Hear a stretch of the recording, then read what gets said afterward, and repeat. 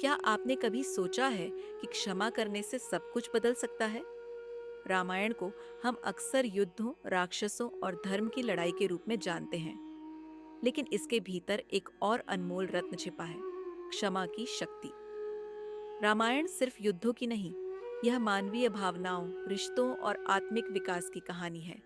इस वीडियो में हम समझेंगे कि कैसे क्षमा इस महान ग्रंथ की आत्मा है और कैसे यह हमारे अपने जीवन को भी बदल सकती है।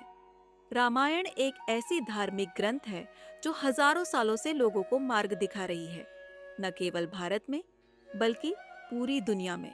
यह कहानी सिर्फ राजा राम की नहीं, बल्कि हर उस इंसान की है जो जीवन में प्रेम, पीड़ा, विश्वासघात और निर्णय का सामना करता है। आज के समय में जब रिश्ते टूट जाते हैं, जब हम चोट खाकर जवाब देने की सोचते हैं, तब रामायण हमें कुछ और सिखाती है। वो सिखाती है क्षमा। श्री राम का जीवन एक राजकुमार का नहीं, एक परीक्षाओं से भरे पथ का है। राजगद्दी का त्याग, 14 साल का वनवास, पत्नी का अपहरण, फिर भी उनके मन में किसी के लिए कोई कटुता नहीं। जब माता कैकेयी के कहने पर राजा दशरथ ने उन्हें वनवास दिया, तब भी श्री राम ने किसी से शिकायत नहीं की। उन्होंने न तो कैकेयी से द्वेष किया और न ही अपने भाग्य को कोसा, बल्कि उन्होंने सहजता से इसे अपना कर्तव्य मानकर स्वीकार कर लिया।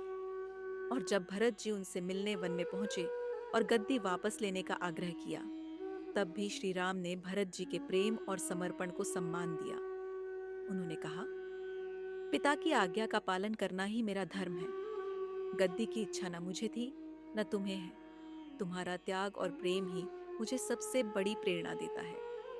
श्री राम और भरत जी का रिश्ता सच्चे भाईचारे और परस्पर सम्मान का प्रतीक बन जाता है, जहाँ कोई ईर्ष्या नहीं, कोई दोषारोपण नहीं, सिर्फ समर्पण, समझ और क्षमा। श्री राम हमें सिखाते हैं कि क्षमा करना सिर्फ शत्रु को नहीं, अपनों की कमजोरियों को भी अपनाना होता है। यही धर्म है, यही प्रेम है।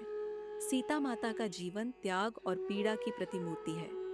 रावण द्वारा हरण, अशोक वाटिका में बंदी जीवन, अग्नि परीक्षा, फिर भी उनके मन में नफरत नहीं।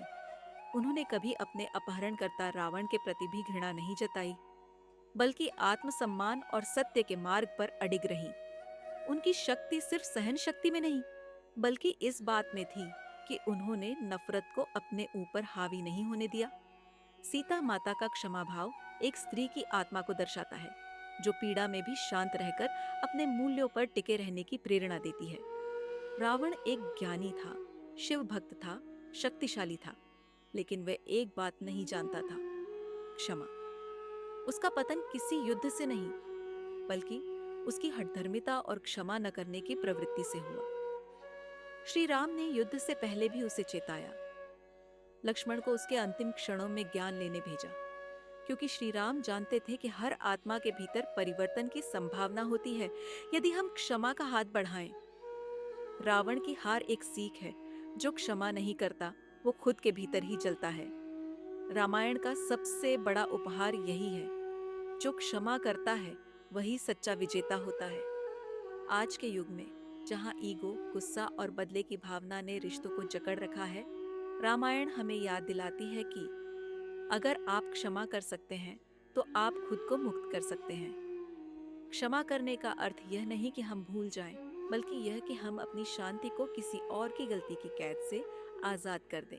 दोस्तों, इस वीडियो के अंत में मैं आपसे एक सवाल पूछना चाहती हूँ। क्या आपके जीवन में ऐसा कोई है जिसे आपने अब तक माफ नहीं किया? आज एक बार रामायण की तरह सोचिए, क्या आप उस बोझ को उतार सकते हैं? क्या आप भी अपने भीतर शांति को जगह दे सकते हैं? अगर हाँ, तो आप भी श्री राम की तरह बन सकते हैं, धैर्यवान, करुणामयी और सबसे महत्वपूर्ण, मुक्त। अगर यह संदेश आपको छू गया हो तो इस वीडियो को लाइक, शेयर और चैनल को सब्सक्राइब जरूर करें और कमेंट में बताएं आपके लिए क्षमा का मतलब क्या है। जय श्री राम।